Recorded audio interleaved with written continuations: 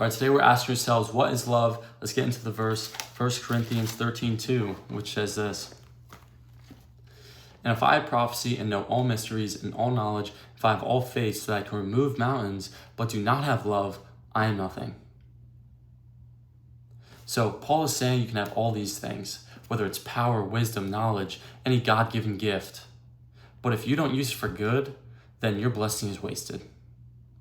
Even if you can do all these amazing things, if your actions aren't led by love, then it all means nothing. And this verse also hints to us that love is an action. How do we know this? Because of the most famous verse, John 3:16. For this is the way that God loved the world. He gave his one and only Son so that everyone who believes in him will not perish, but have eternal life. So love isn't a feeling. Love isn't sex. Love isn't the feeling you get when the drugs or the alcohol hits your system. Love isn't the butterfly feeling you get in your stomach when you see your crush at the gym or at work. Love is sacrifice. It's something you choose to do regardless of your circumstance. Jesus Christ died on the cross, even though he knew that there would be people that wouldn't accept his free gift of salvation. Even though he knew that Peter would deny him 3 times, he still died for Peter. Even though he knew that Judas would betray him, he still died for Judas. Even though he knew that there would be people that would poorly represent him in the world, and people will falsely hate God because of it. And people will hold a grudge against God for something that he didn't do. God still died for those people. He died for all people.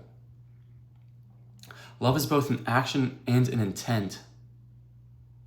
Its ultimate form is sacrifice, and sacrificial love is seen when you go out of your way, even at your own personal cost. And I'll give you guys an example. Let's say you and I are both crossing the road and a car comes straight at us. I push you out of the way and save you, but I die in the process. You would know that I love you simply because of my actions. Now, love doesn't have to be all about these life-threatening scenarios or life-threatening sacrifices. Love is also seen in the small everyday actions. Whether it's patience, kindness, encouragement, simply being there for other people when it really matters. And these small everyday actions may not be as glorifying as giving up your life for someone else, but they're just as important. They're just as important for the relationship. They're just as important for showing you care. So once again, love is not an emotion, because emotions are fleeting and unreliable. Love is something you actively choose to express. Because when things get hard or when things get difficult, the love remains constant because it's grounded in commitment.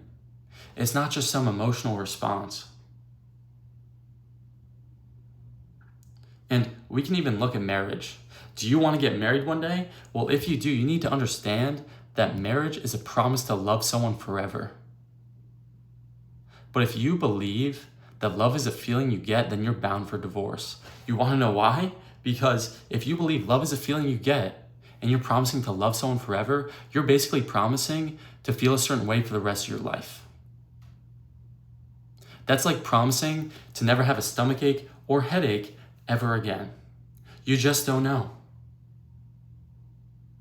And if you've ever heard someone promise to never have a stomachache or headache ever again, you're going to think they're crazy, or you're going to think that they're a fool. That's why marriage is a promise about an action, the action of love. It's not some fantasy land feeling. Most of you have this completely skewed concept of what love is. You hear it all the time. Oh, I fell in love. Oh, I fell out of love. You don't fall in and out of love. What's happening is that you're choosing not to do the difficult thing because you're too soft. You didn't fall out of love. You chose to stop being there for someone when it really mattered. And when someone chooses to stop being there for someone and chooses to stop loving someone, then the foundation of the relationship begins to crumble. Because if the love isn't mutual, then the relationship will never grow or last. And if someone chooses to stop loving you forever, you need to let them go. Because if you love something, you let it go. Love can't exist without freedom. Now, the next question is, can animals love? I mean, you see it all the time. Dogs grieving their owners, elephants mourning their dead, crows comforting one another in loss. And from a scientific point of view, animals can form strong emotional bonds. Their brains are similar to ours. They release the same chemicals. That's serotonin, dopamine, oxytocin. And all of these are strong biological markers of affection and attachment. But if love is a choice we consciously make, then we have to be able to understand that if something is capable of love or not, it's based off of its level of consciousness. And I learned all about this in my neuroscience class in college. When you say, hey, I love you, you're really saying, hey, I, as an individual, choose to care about you, another individual. And saying that requires self-awareness, and self-awareness is defined as the ability to recognize yourself as an individual and separate from other people, and just separate from others. And most animals are not capable of that. And we know this because of the mirror self-recognition test. And some people claim that the mirror self-recognition test is flawed. And if love is based off of level of consciousness, then we also have to take into consideration the Turing test. And AI passes the Turing test. Now, does this mean that AI is capable of love? I personally don't think so. Because AI has been programmed to imitate.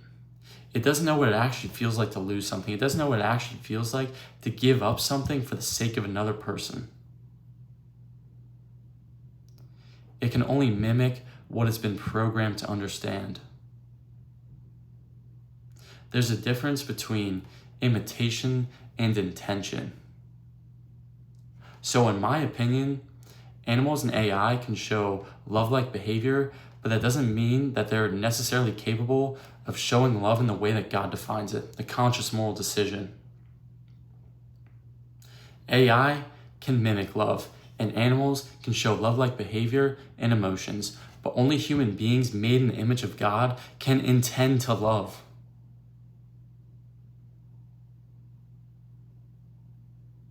Because love without a choice is just a program.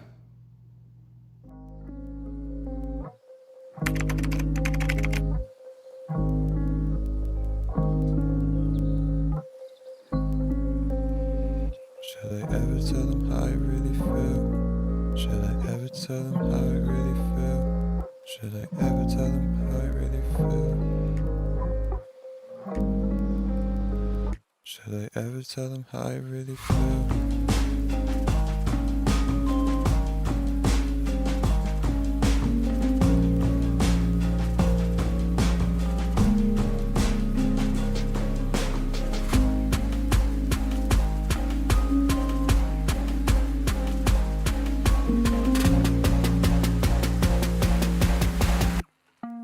Should I ever tell them how I really feel?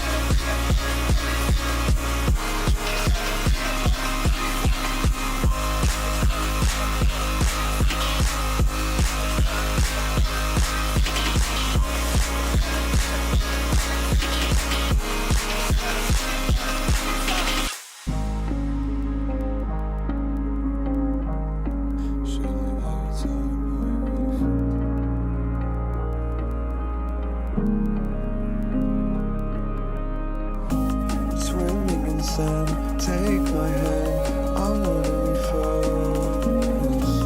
My sun, my music, my